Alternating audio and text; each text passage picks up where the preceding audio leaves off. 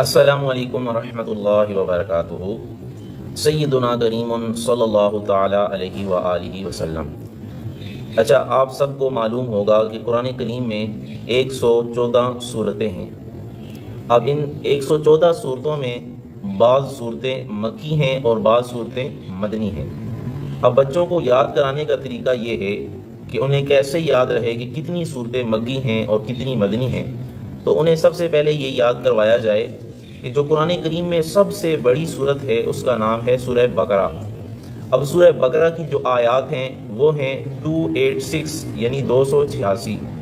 اب ان سے پوچھا جائے کہ اگر 286 میں شروع سے 2 کو ہٹا دیں تو باقی کیا بچتا ہے، تو وہ کہیں گے 86 یعنی 86 بچتا ہے۔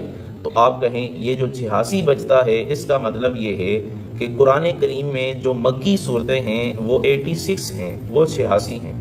اب اسی طرح اگر مدنی صورتیں یاد کروانی ہیں تو کہیں کہ 286 میں آخر میں جو 6 لکھا ہوا ہے اس کو آپ مٹا دیں تو کیا بچتا ہے، تو بچے جواب دیں گے کہ اب 28 بچتا ہے یعنی 28 بچتا ہے۔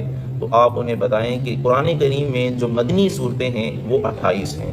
اب ان سے پوچھا جائے کہ 28 اور 86 یعنی 28 اور 86 کو اگر آپس میں پلس کیا جائے، ان دونوں کو آپس میں جمع کیا جائے تو کتنی صورتیں بنتی ہیں، تو وہ جواب دیں گے 114 صورتیں بنتی ہیں۔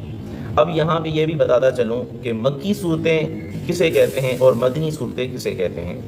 حضور علیہ الصلوۃ والسلام نے جو ہجرت کی مکہ سے مدینہ کی طرف، اس ہجرت سے پہلے جتنی صورتیں نازل ہوئیں وہ سب کی سب جو ہے وہ مکی صورتیں ہیں۔ اب ہجرت کے بعد جتنی صورتیں بھی نازل ہوئیں وہ سب کی سب مدنی صورتیں ہیں۔ تو صورتوں کی کتنی قسمیں ہوئیں؟ صورتوں کی 2 قسمیں ہوئیں، ایک مکی سورہ، ایک مدنی سورہ۔ آپ کے سامنے بیان کر دیا ہے کہ مکی صورتیں کتنی ہیں 86 اور مدنی صورتیں کتنی ہیں، مدنی صورتیں کتنی ہیں 28۔ تو یہ یاد کرنے کا آسان طریقہ ہے، خود بھی اسے یاد کریں اور دوسرے لوگوں تک بھی یہ پہنچائیں۔ جزاک اللہ خیرا۔